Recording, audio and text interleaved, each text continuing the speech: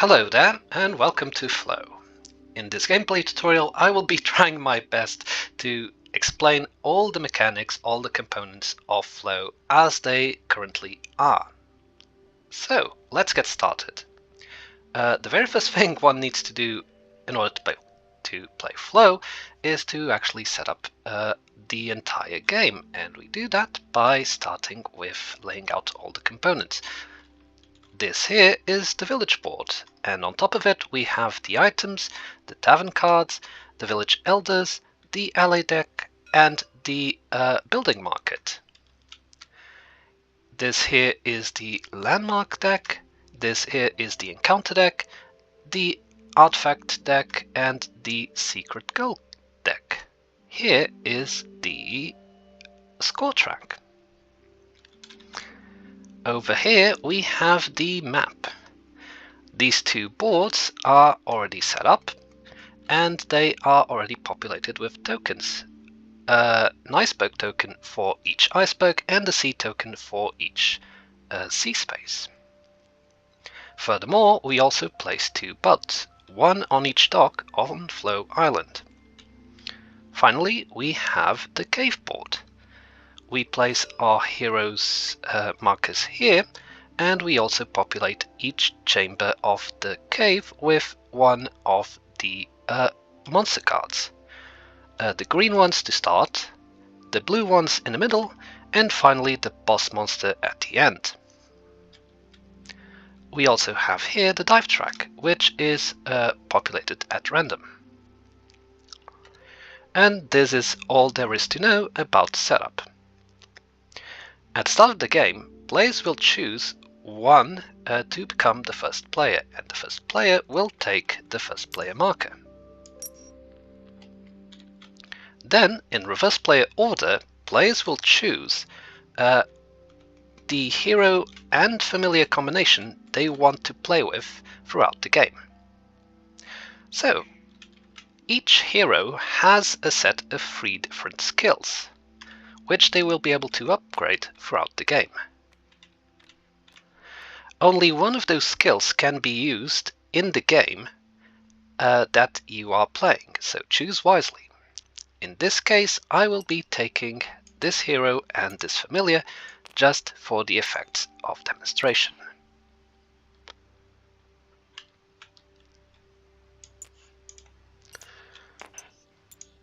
Both the hero and the familiar will start at the FLOE Island on the top map. We place the hero tile over here and the familiar tile over here, showing these values over here. We also receive one of the 4 quest cards at random, which we place on bottom of our player board, alongside with the quest marker, which we place on the leftmost space of the track. When we choose our quest, we can choose whichever one of the sides we want to do. Each side offers a different path into your adventure. The quest essentially rewards you for doing certain things throughout your adventure. In this case, if you gather a piece of wood, you will get a map. If you then build a building, you will get an extra dice when it's time to battle the monsters. If you defeat a green monster, you'll be able to take a secret goal, and so on and so forth. Speaking a bit about the player board, which is where we keep track of all the things our hero is able to do. Starting with the resources. These are the 4 main resources in the game. We have pearls, we have kelp, we have mushrooms, and we have wood. All 4 of those will be used in the village in order to perform the actions shown in the spaces there. Bubbles are a special kind of resource.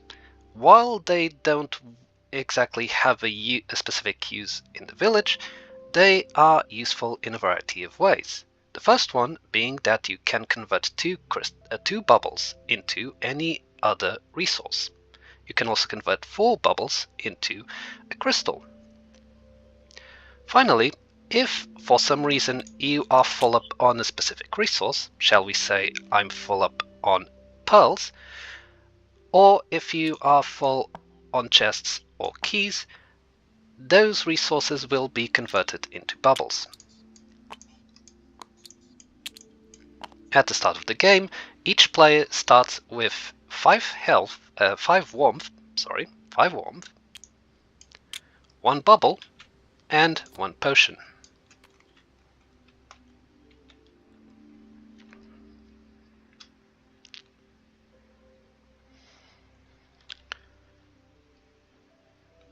This is where we keep our tokens. Effectively, we can keep a maximum of 6 of potions, crates, and map tiles here in any combination.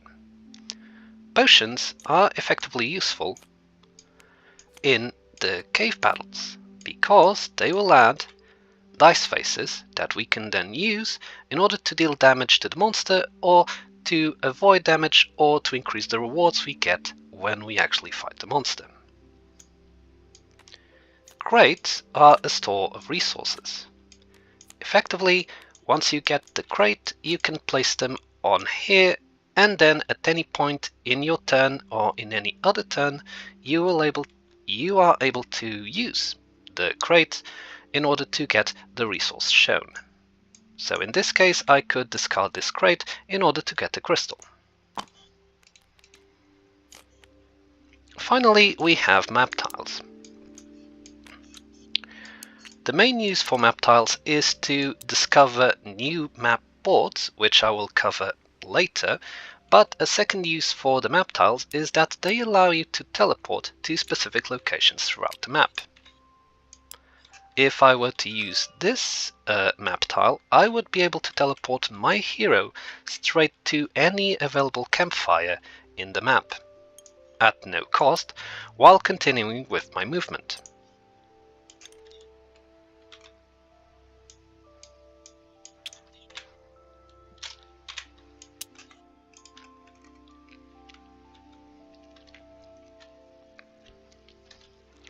Speaking about the hero and the familiar tiles.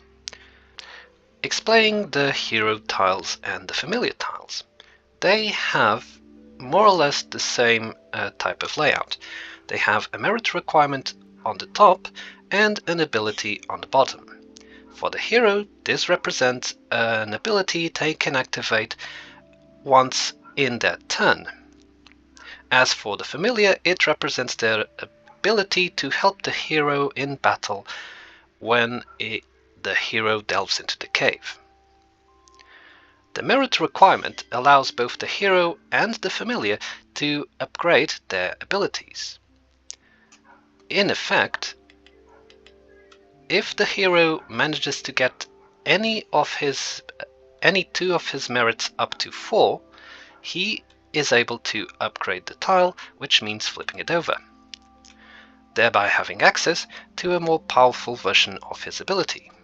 The same is true for the familiar, although he only needs to have at least 2 merits at 3 in order to flip the tile.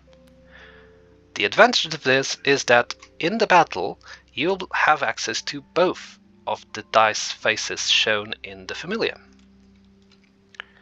If you are able to, in this case, because this is dependent on player boards, if you manage to have the green merit at 6 and the brown merit at 6, you are able to finally upgrade the hero, gaining 2 victory points, which you'll mark here on the score track, and you move the tile upwards, showing the final 2 abilities of your hero.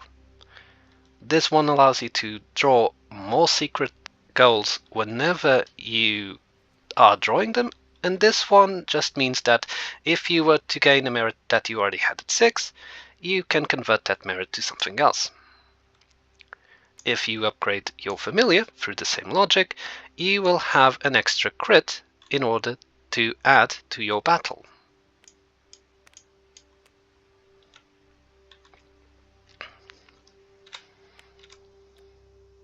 Moving on with explaining the rest of the player board.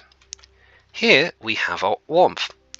All players' warmth starts at 5, and the max warmth is determined by the amount of cubes you have here. You unlock them by going into the tavern, which will mean that you place the cubes over here.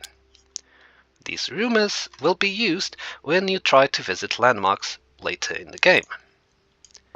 Here we have our merits. The merits effectively allow you to upgrade not only the heroes, but the items, and they are also used when doing encounters in the map and in the cave. More on that later. Here we have the amount of dice that we can use in a battle.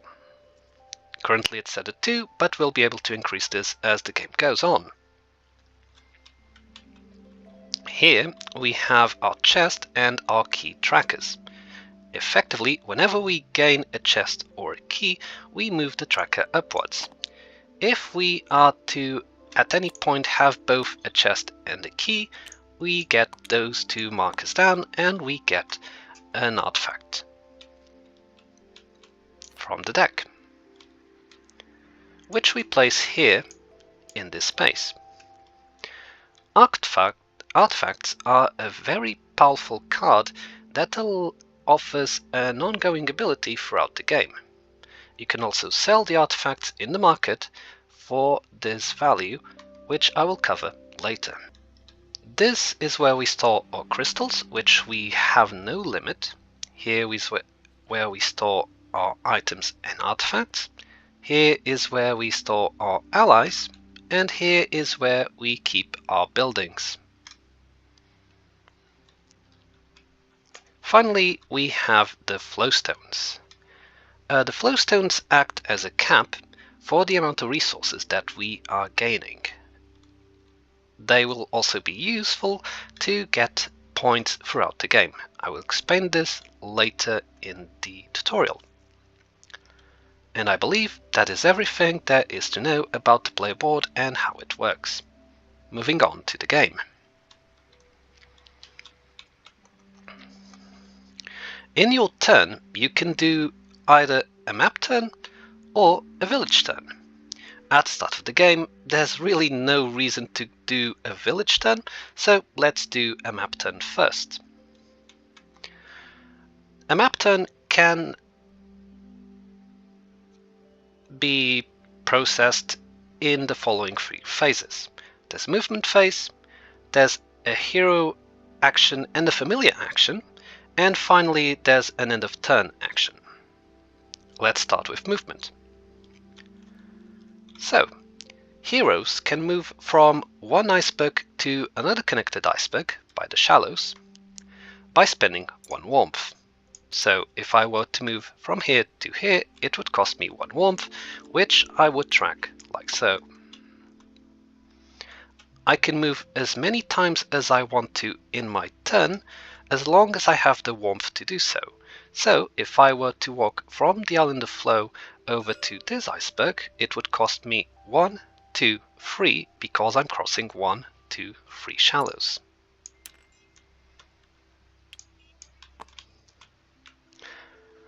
You can also sail through the seas in order to reach a destination. Sailing works roughly the same as walking does. Essentially, a ship can go from one dock to any other dock,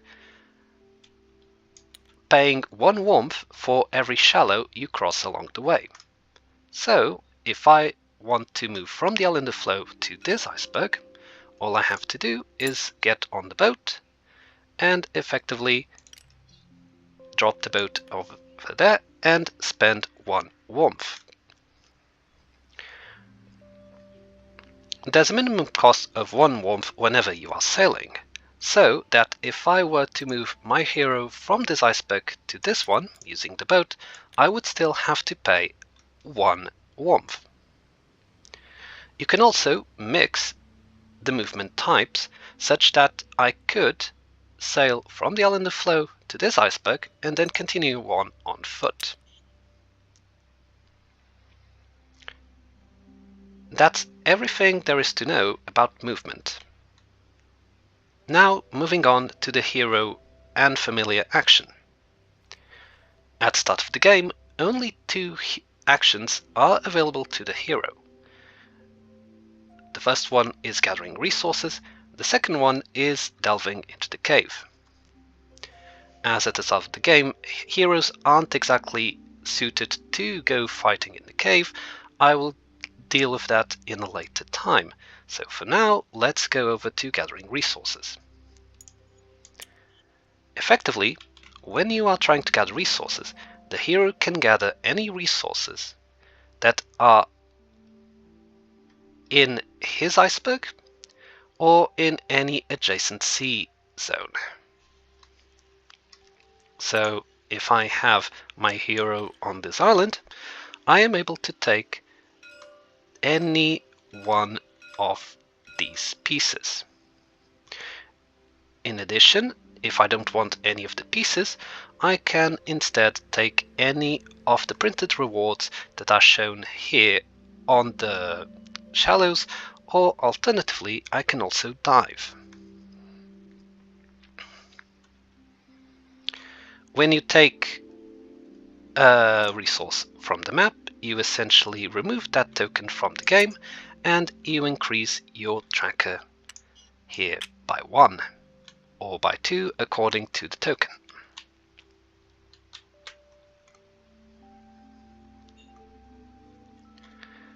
The familiar can also gather resources the same as the hero does.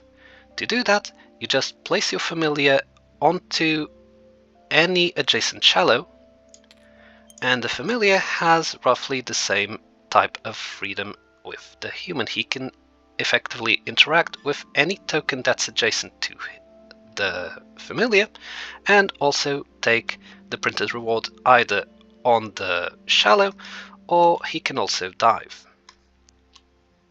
So in this case I will just take the map piece,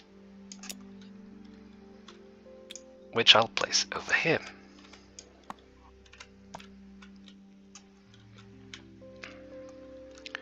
Let's explain diving now that we are effectively gathering resources. To dive, you effectively choose any one of the 5 resources you want from the dive track. Let's say I want a crystal. In this case, I do not have to pay any additional warmth to take the crystal, so I would just take the crystal and place it here on my player board. All the other resources below would shift 1 space up, and the crystal would be left down below. Anything the familiar can obviously also dive. However, the familiar will, whenever he is doing an action in the map, you need to pay an extra warmth to do so.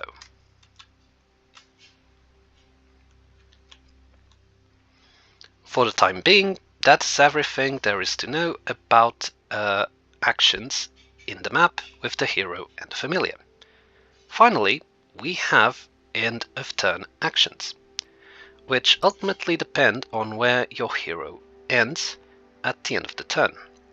There are 3 different types of end of turn actions.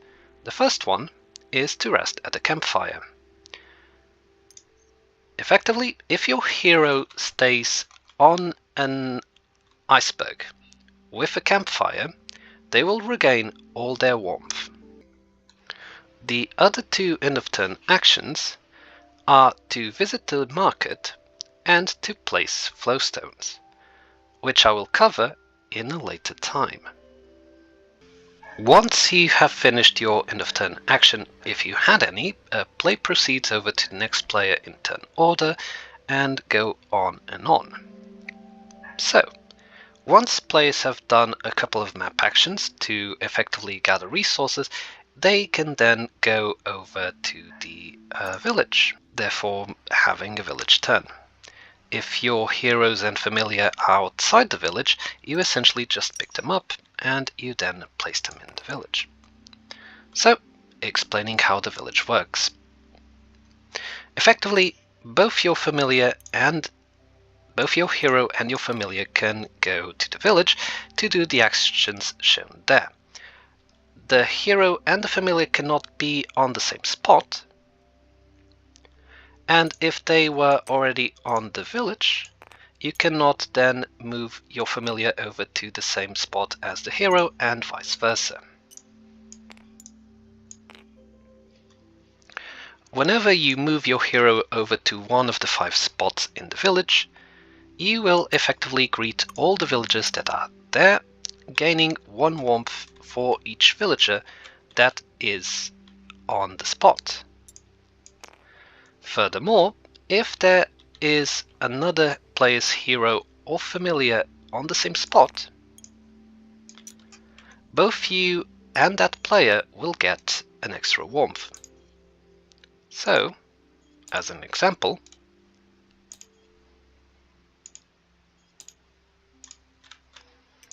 let's assume the purple player's familiar is here as well as the green player's hero. In this case, if I were to move there, I would get 3 warmth, and the purple player will get 1 warmth and the green player will get 1. All the villagers that are in the spot where I am will afterwards move in a Goncalves fashion clockwise around the village. So, as an example, if I were to greet these 3 villagers, I would drop them off one by one, like so.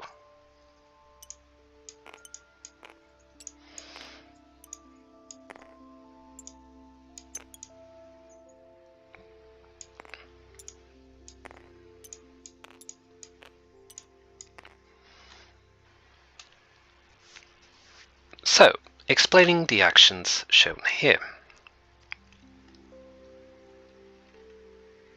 So, any one of these 4 actions requires you to have the maximum amount of the resource shown in order to do them. To put this in context, the maximum amount of resources you can have is limited by the position of a flowstone. So if your flowstone is here, your maximum amount of pearls is 1. If your flowstone is here, the maximum is 2. And if your flowstone is here, the maximum is 3.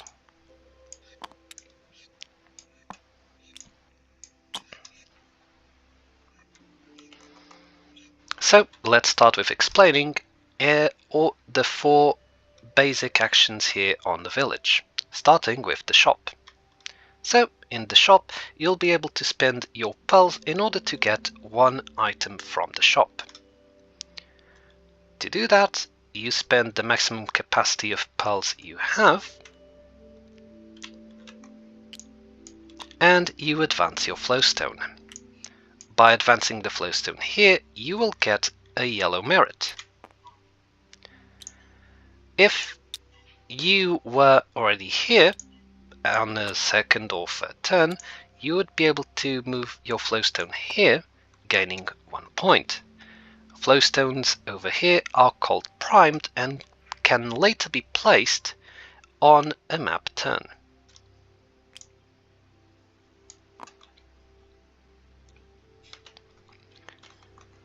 Items are useful for battling monsters in the cave. They have effectively an ability which allows you to place any die onto the card, and that die will be as if they had this specific face in the battle instead of the face they are currently showing. They can also be upgraded. If you have 3 of a specific type of merit, you can flip over the card, gaining 1 victory point, and also improving the ability, which automatically gives you the dice face shown instead of actually assigning a dice to the card. You can also sell the item cards in the market for their benefit shown here. When you get an item card, you just place them to the right side of your player board and you refill the display.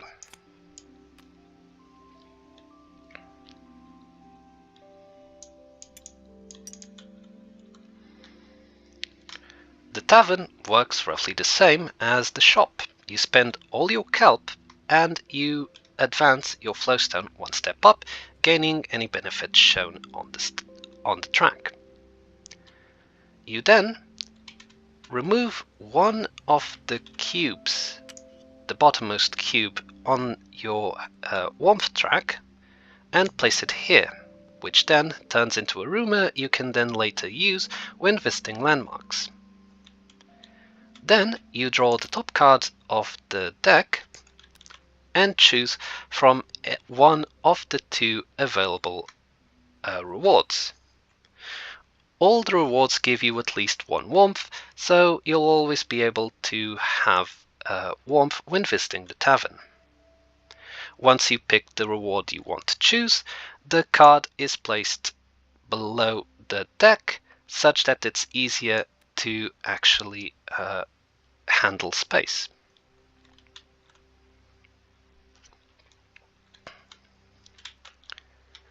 The hot springs are where you gain allies. Effectively spend the maximum capacity of mushrooms and advance the flowstone up, gaining the benefits shown on the bottom. You then draw the ally card into your player board. Ally cards provide powerful benefits you can take in specific instances of the game. In this case, if I am at a monolith or a tree, I can gain one item and increase my flowstone by 1.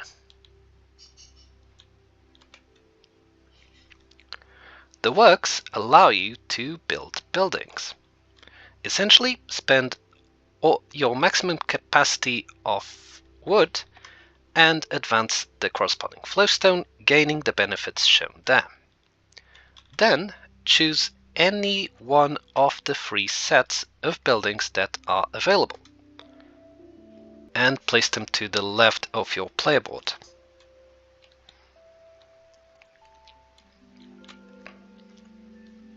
Then refill the display. Whenever you build a building, you gain 1 victory point, which you will mark in the score track over there. At any point in your village turn, you are able to activate your buildings. Effectively, buildings are composed of a top part and a bottom part. And the top part can either be a specific cost, in this case a bubble or a warmth, or in other cases it can be a merit requirement. If it is a cost, you have to pay the cost in order to take advantage of the benefits shown below.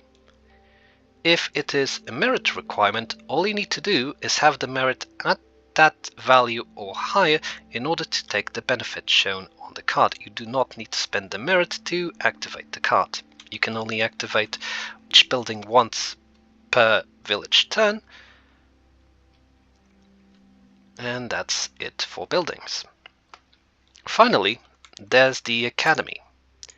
So the Academy works a bit differently than all the other 4 spaces in that it requires crystals in order to perform the actions shown. However, you can do one or both of the actions shown if you have enough crystals to do so. The first one is to fulfill an elder's request. You spend 2 crystals and you then look into any one of the 4 village elders' requests that you want. You then get the benefits shown on the tile. In this case it would be an ally. I would advance the flowstone of mushrooms 1 step forward and I would get a green merit and I would flip over the tile. The tile is still available for other players, even you, to get in a later turn, but it no longer has the merit reward. Finally, there's this action.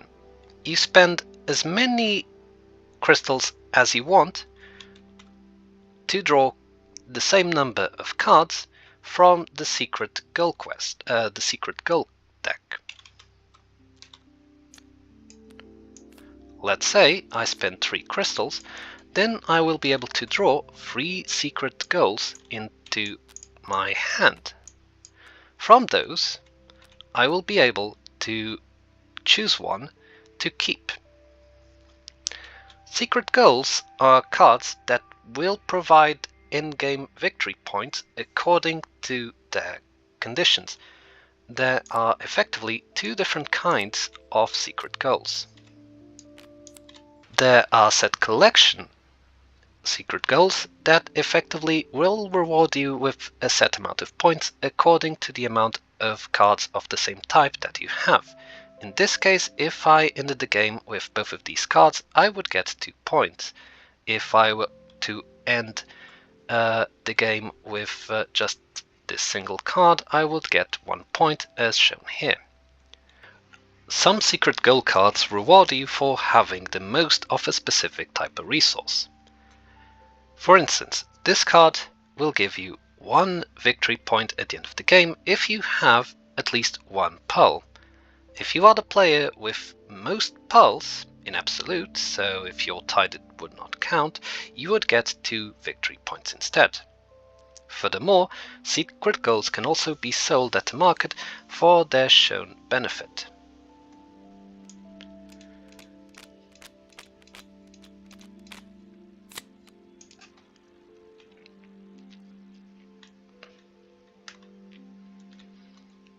And that is everything there is to know about the village turn. Once players have effectively done a couple rounds in the map and in the village, they can then do more stuff throughout the game. So let's talk about that. If a player has 2 map tiles, they can explore new map pieces. To do that, you need to have first 2 map tiles, and you then need to sail. So if I were, for instance, in the village, I would start my turn here in the center of FLOE Island. In order to discover a brand new map, I would effectively sail to a sea that borders one of the maps to be discovered. In this case, let's say this one. I would spend the 2 map pieces and gain 1 victory point.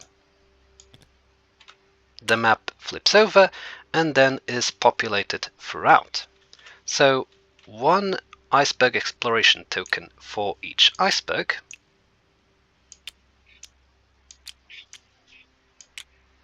and 1 sea exploration token for each sea. You do this even if the actual sea still contains a token from a neighboring region. You flip them over to show what they have.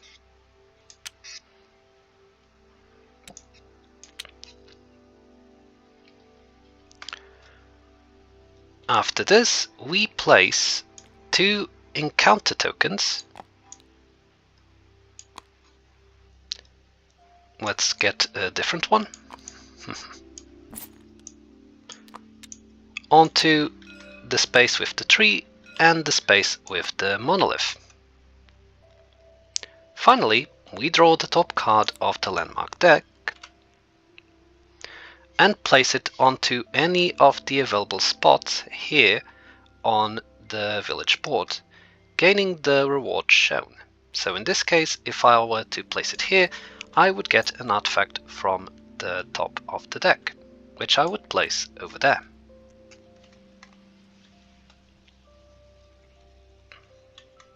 We also place the corresponding standee on the place of the landmark.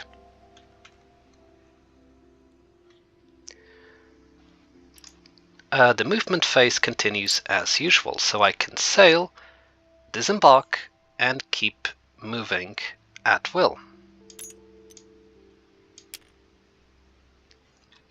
Now that we effectively have discovered a new map tile, new options are open for the hero to take. So, before actually explaining the added actions, let's talk a bit about the harbor. So, the harbor is this icon shown here. Effectively, if you are in a place that has an harbor, like so, you can summon any ship from anywhere in the map by spending 1 warmth, as shown here. However, certain heroes, such as the one that I currently got, have abilities that allow them to summon without any specific cost. In addition, if I were to upgrade this hero, I would get 2 crates whenever I would summon a ship to a harbor. Furthermore, harbors effectively allow you to teleport from one place to another just by spending 1 warmth. Let's assume this map piece had already been explored, so if I wanted to, in my movement phase, I could board this ship, and by spending a single warmth, I could move all the way over to this sea space, and maybe disembark here or continue on in my way, all by the cost of a single warmth.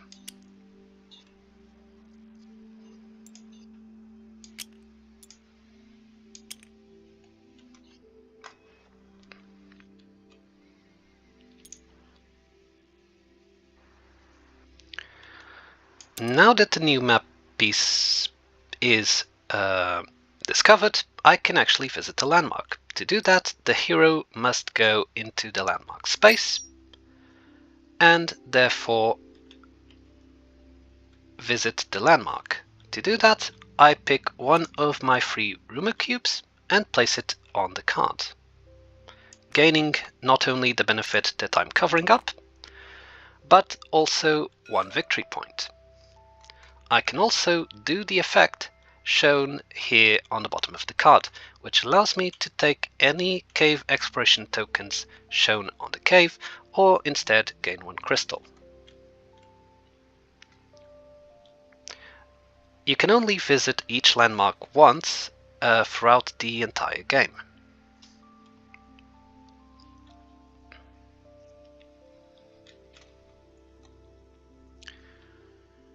Both the hero and the familiar can face encounters. In order to do so, you effectively interact them the same way as you would with a resource, meaning if the hero is here or the familiar is here, they can interact with this token. In order to interact with this token, however, you need to have that amount of merit to actually interact. So if I had only 2 red merits, I could not interact with that token. That being said, let's assume I have 4 red merits, which allows me to interact with this token. So I draw the top card of the encounter deck. Encounters work in the following way. You roll the merit dice, and whatever the result is from the sum of the face shown on the dice and your merit will determine the maximum reward you can take. So in this case, 4 plus 3 equals 7. I could have either a potion, a resource of my choosing, or an artifact. I would choose the artifact because it is the better reward, but your needs may differ. The card then goes into the discard.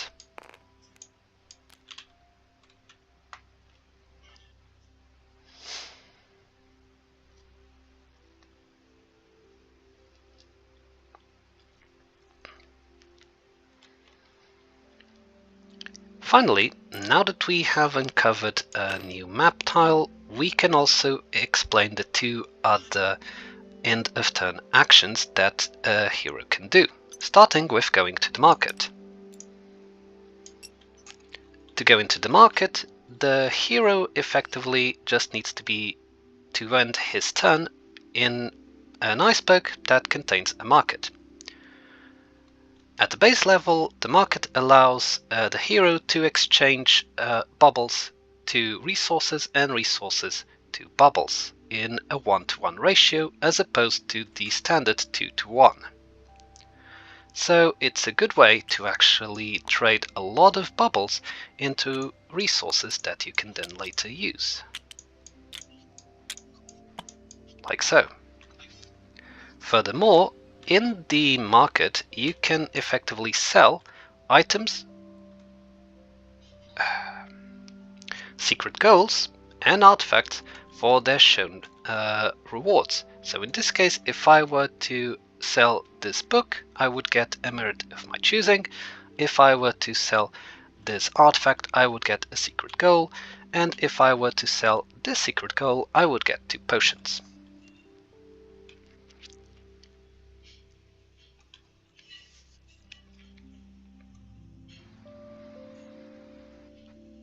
Finally, placing flowstones. So let's assume that throughout the game I would have already placed 2 flowstones over here, ready to be placed into the shrines. So at the end of your turn, if you are in a place with shrines, you can place as many flowstones as you want into those shrines and get the benefits shown. So as long as they are here primed, they are able to be placed. If I were to place a flowstone here, I would get 1 victory point, as shown here, but I would also get 2 red merits. If I were to place a flowstone over here, I would get an increase in combat dice and also a merit of my choice.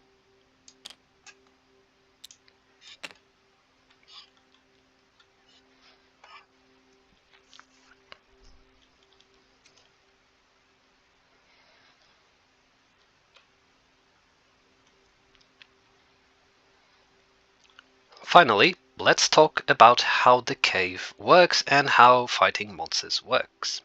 So, in order to go into the cave, you need to, well, go into a place that has a cave.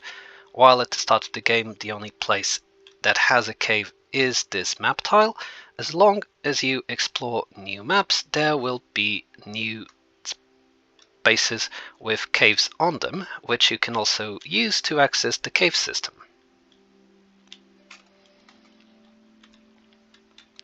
So here we have the first monster. Here's his health, his damage, his reward, and his special ability. The chamber itself also has a reward, which you will gain if you defeat the monster. So let's go through how fighting a monster works. So to start with, let's assume I have 4 dice to roll. Let's also assume I have a couple of potions that I can use.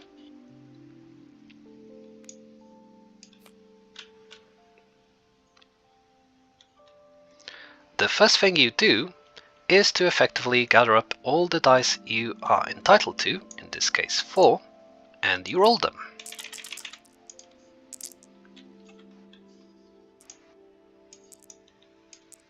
So in this case I got an arrow, a lantern, and 2 swords. The objective of the fight is to effectively get the monster's health to 0 while keeping yourself alive. And to do that, we can effectively change the dice into anything we want. And to do that, we can use a variety of effects. First one is that we can use potions to add to the fight. So if I were to use this potion, I would get a sword. If I were to use this potion, I would get a stealth. If I were to use this potion, I would get a crit. Alternatively, I can also use the potion to get 1 warmth.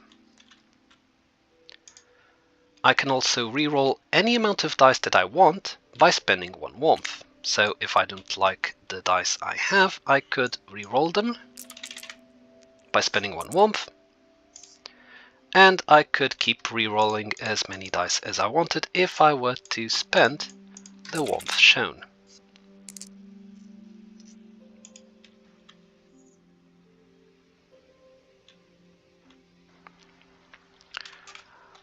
Some items will allow you to effectively convert a dice to another. So shall we say I didn't like this this arrow. If I were to place the dice over there, it would become a magic instead. Upgraded items just contribute their face directly without needing to assign the dice to the card. Finally, we have the spellbook, which allows you to use magic dice and magic faces for effects. So you can use 1 magic dice to gain a warmth. You can also use a magic dice to turn a sword into an arrow or vice versa, or a stealth to a crit or vice versa. You can also use 2 magic as if it were any 1 dice. And finally, if you use 4 magic, you will perform the FLOE Storm spell, which defeats a monster in the arrow phase.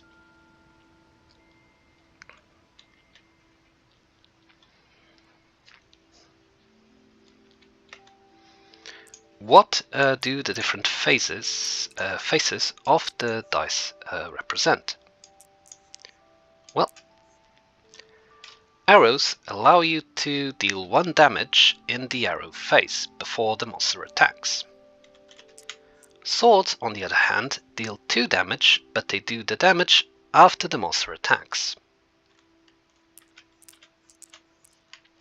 Crits add an extra damage to all instances of a specific face that appears. Let's give an example. Let's say I have 2 crits and 2 arrows. Each arrow is worth 1 damage by itself. Each crit adds 1 damage to each arrow. So with 2 crits, each arrow is now worth 3 damage for a total of 6.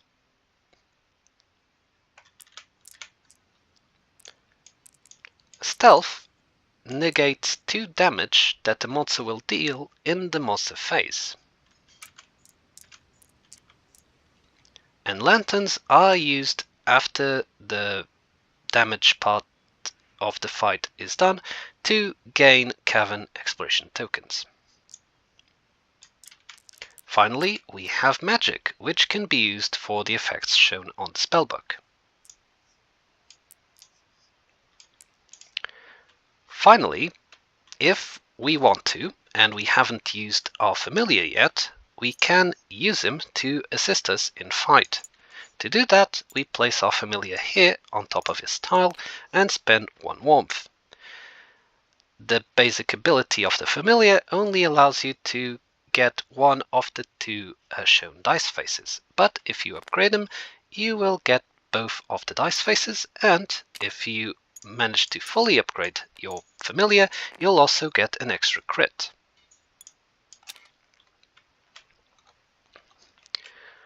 Once you have finished rolling and adjusting your dice and are happy with the way they look, we can then proceed with the battle. From this point onward, you can no longer change anything that would affect the battle. So you cannot change the dice, you cannot add warmth, that sort of thing. So let's begin. The first thing we do is dealing damage to the monster by using arrows.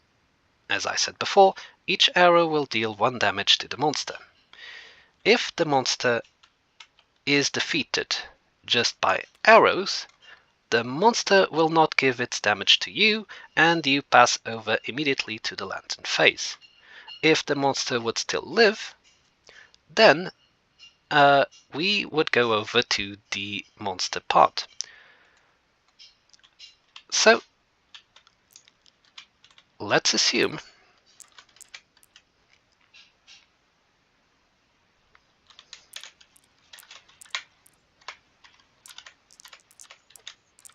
for the effect of example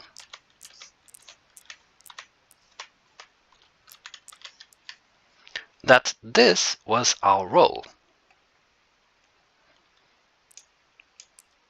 So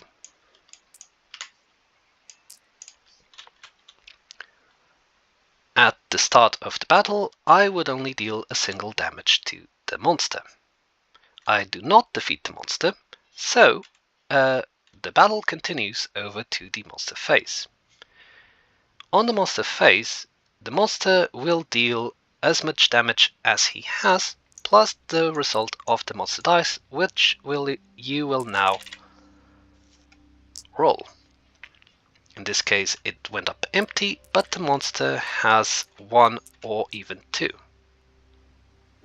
At any rate, if you have stealth dice, they will negate 2 damage each that the monster will give.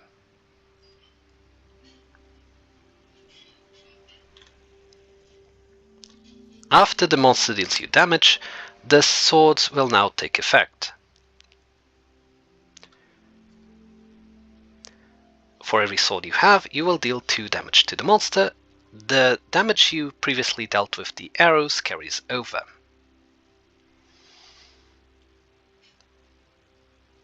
If you defeat the monster, you will move over to the lantern phase.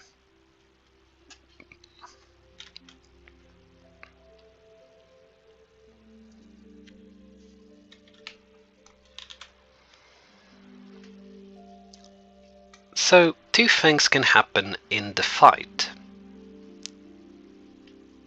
3 things, in fact. If the monster gets your health below 0, you are immediately teleported to the nearest campfire, where you will regain all warmth but do nothing else this turn. The second thing it can happen is that you can defeat the monster, either in the arrow phase or in the sword phase. In that event, if you have any lanterns, you'll be able to get one of the loot tokens that are in the corresponding chamber, 1 for each lantern you have.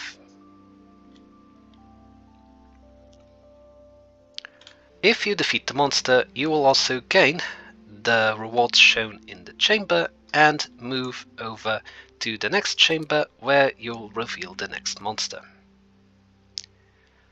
If you do not defeat the monster but the monster doesn't defeat you, if you have lanterns you can still take any of the rewards shown here, but you do not get the rewards of the chamber. The monster stays there, its health fully topped up, so the damage you deal does not carry over to any other players or any other turns, and you just stay there for the current turn.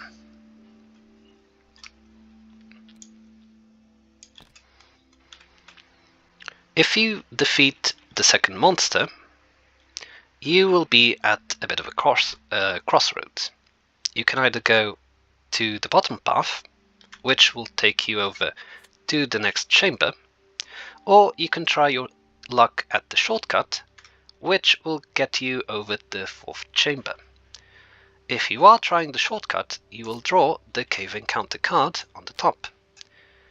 Similarly to regular encounters, they will effectively test one of your merits to a specific point. In this case, it tests brown merits. So you roll the merit dice, and the sum of the corresponding merit and the merit dice will determine either if you get a reward or if you lose 1 crystal as a result of not having your merits up enough. Some cards also test a combination of 2 merits, such as this. which tests both the green and the brown merits in combination. Finally, there is the boss monster. If you manage to defeat the boss monster, you will be able to get any of the 4 rewards shown here. You place your hero marker onto the reward you want to take, you get the victory point and the reward. The monster obviously goes away, and a new one takes its place, and you get the victory points shown.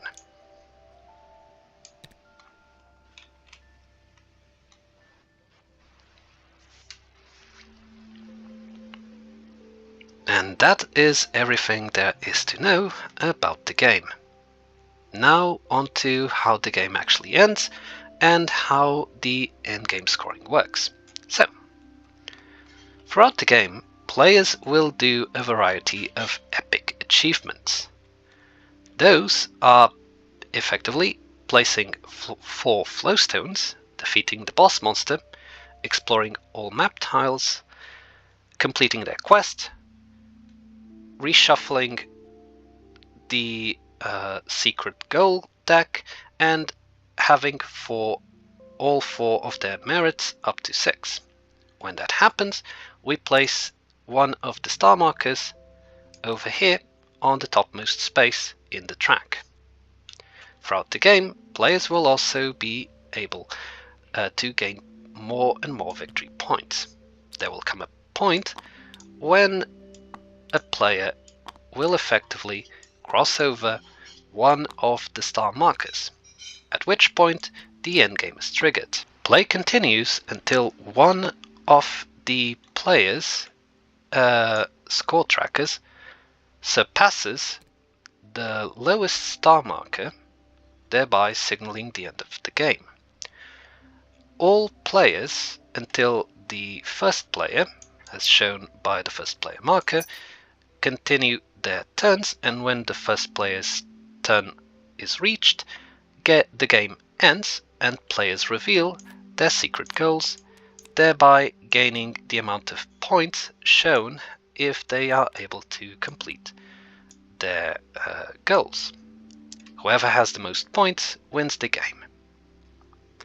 In the event of a tie, ties are broken up by whoever has placed the most flow stones in the map, by whoever has the most primed flow stones, and by whoever has the biggest amount of merits.